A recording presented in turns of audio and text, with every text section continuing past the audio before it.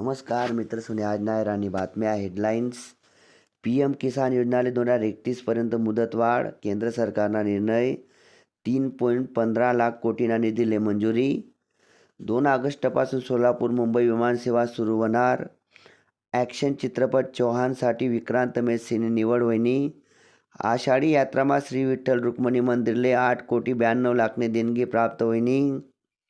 राज्य सरकार नाशिक, ठाणे व नागपूर जिल्ह्याમાં धान्य ATM उभारणार. 102 रुग्णवाहिका सेवा ते सर्व रुग्णांसाठी खुली होणार. ICC पुरुष एकदिवसीय विश्वचषक 2027 स्पर्धांना आयोजनासाठी दक्षिण आफ्रिका, झिम्बाब्वे आणि नामिबिया येथील 12 मैदानांना नाव असणे अधिकृत घोषणा व्हयनी. अहिल्यादेवी होळकर कर्जमुक्ती योजनेसाठी KYC व बँक पडताळणी अनिवार्य शे बरं का. राज्यमा सलग 8व्या दिवशी पाऊस सुरू. बुमराहनी फिटनेस चाचणी यशस्वी. राज्यना 22 जिल्हा परिषदेसना निवडणुका डिसेंबरमा होणार. भारत भूतानले देणार 4,000 कोटीनं कर्ज. राका चित्रपटमा 2 अवतारमा दिसणार अल्लू अर्जुन.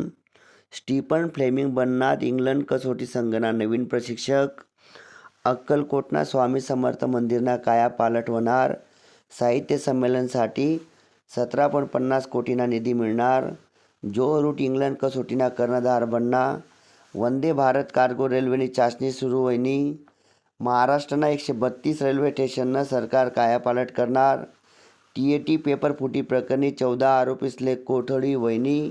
या होतात आज नायरानी बातम्या.